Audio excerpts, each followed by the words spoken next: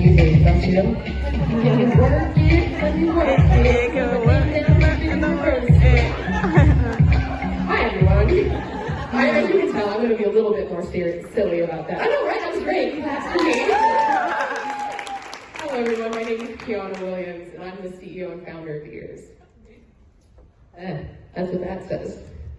So I'm going to walk you through a little storytelling. As you can see, there's a fire on the screen. Earlier this year, there was a fire in January in the Palisades and in Altadena.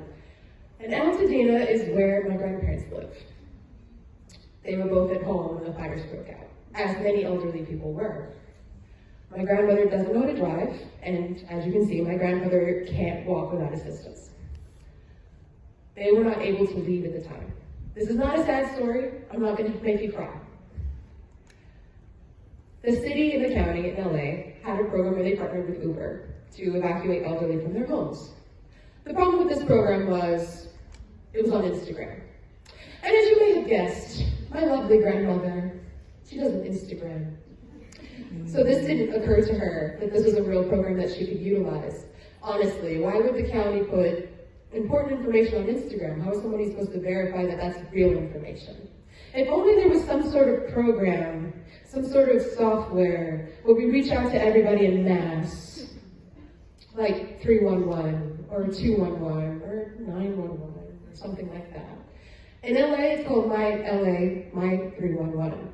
And they didn't utilize this service to reach out to people to do evacuations. The reason is that program by Uber was made in a hurry.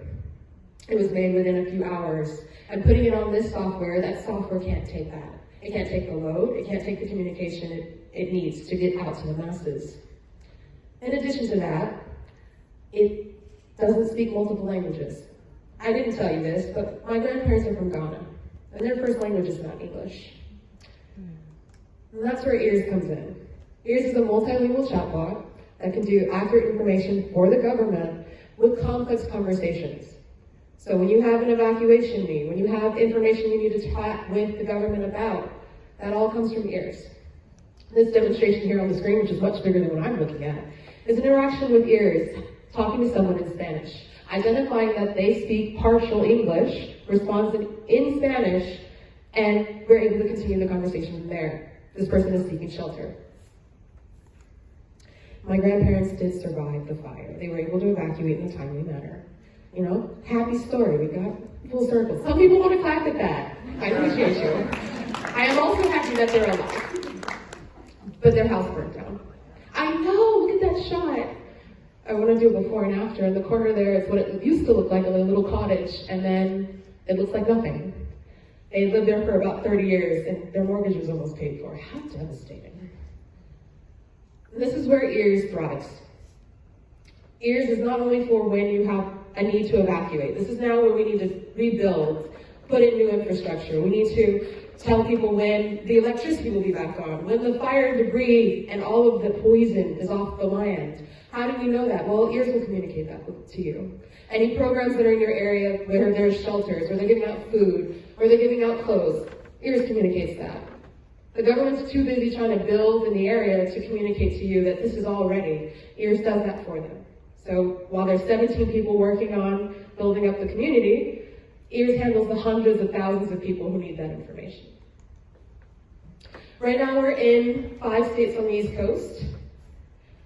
We're talking to San Jose. We actually talked to San Jose in California about last week. Can't tell you a little bit of a secret, but I'm going to be in LA very soon.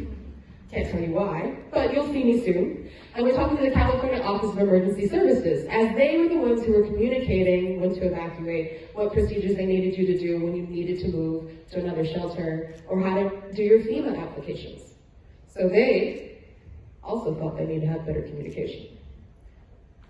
Some accolades of ours is we just won a $200,000 grant from Meta for our social impact. And that was at April of this year. My team, this is me.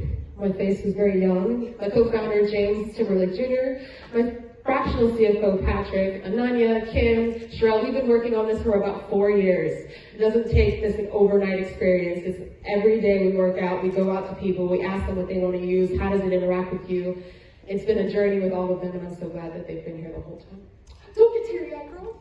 This is my face. I actually went to school here at NYU, so it's been really cool to come back and get some memorabilia.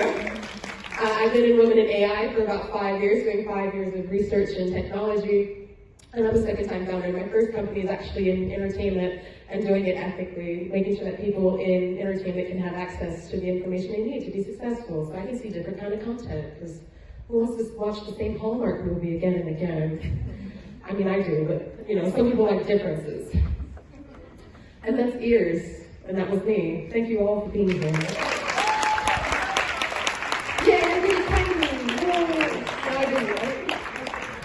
Thank you, Kyiana.